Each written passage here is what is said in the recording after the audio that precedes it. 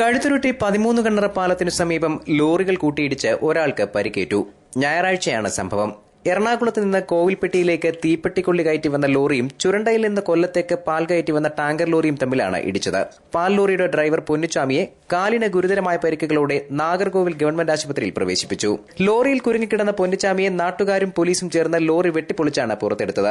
ദേശീയപാതയുടെ വികസനത്തിന്റെ ഭാഗമായി ഈ ഭാഗത്ത് ഇറക്കിയിട്ടിരുന്ന മെറ്റിലും ചിപ്സുമാണ് അപകടത്തിന് കാരണമായതെന്ന് ആക്ഷേപമുണ്ട്. പുനലൂരിനും ചെങ്കോട്ടയ്ക്കുമിടയിൽ ഏറ്റവും അപകടമേറിയ സ്ഥലമാണ് MSL ഭാഗം. തീരെ വീതി കുറഞ്ഞതും വശങ്ങളിൽ അഗാധമായ കൊക്കകൾ ഉള്ളതുമായ ഈ പ്രദേശത്ത് റോഡിന്റെ പകുതിയോളം ഭാഗത്ത് മെറ്റിൽ ഇറക്കിയിട്ടിരിക്കുകയാണ്. പോലീസിന്റെയും ഹൈവേ അധികൃതരുടെയും പഞ്ചായത്തിന്റെയും ശ്രദ്ധയിൽ ഇക്കാര്യം എത്തിച്ചെങ്കിലും നടപടികളൊന്നും ഉണ്ടായിട്ടില്ല.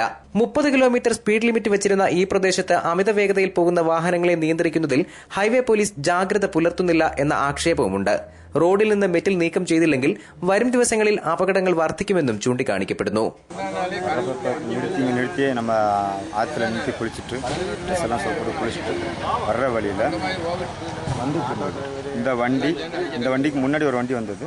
அந்த வண்டி கரெக்டாக பாஸ் ஆயிடுச்சு. இந்த வண்டி கொஞ்சம் ரைட் ஏறி வந்து நேராக எங்கள் வண்டி வந்து இடிச்சிருச்சு.